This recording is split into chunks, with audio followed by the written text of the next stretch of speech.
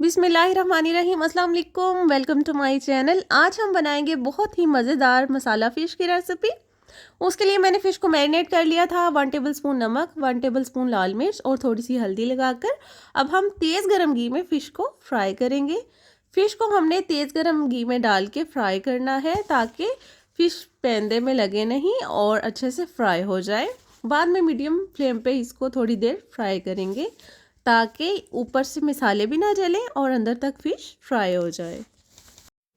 Fry करने से fish थोड़ी सी खस्ता हो जाएगी, इसलिए मसाले में भूनते हुए फ़िश बिल्कुल टूटेगी नहीं, इसलिए हम अच्छी तरह से फ्राई कर लेंगे।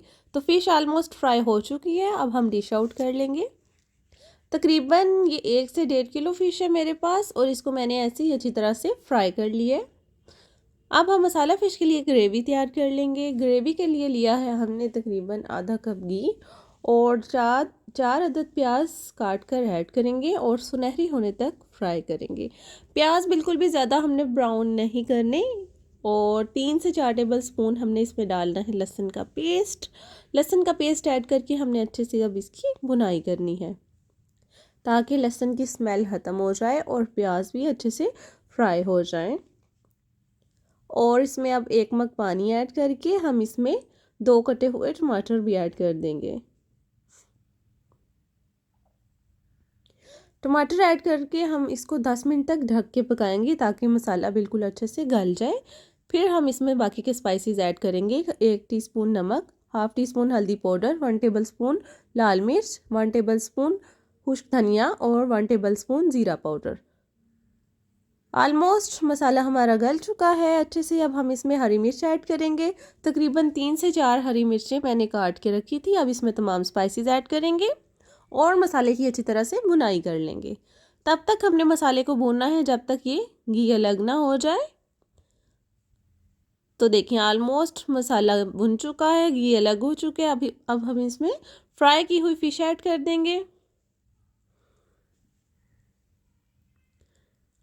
ऐसी सारी फ़िश हम इसमें डाल के अच्छी तरह से भूनेंगे। तकरीबन इसको हम लगभग 7 से 8 मिनट तक मज़ीद भूनेंगे।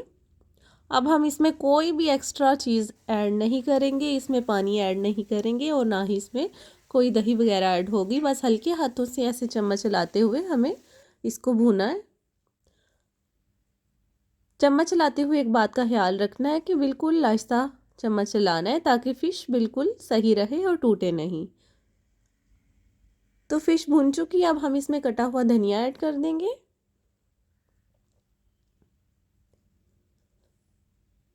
तो लीजिए बहुत ही मज़ेदार और सिंपल तरीके से मैंने ये मसाला फ़िश तैयार की है। आप भी ये रेसिपी ज़रूर ट्राई कीजिएगा। अब हम फ़िश को डिश आउट कर लेंगे।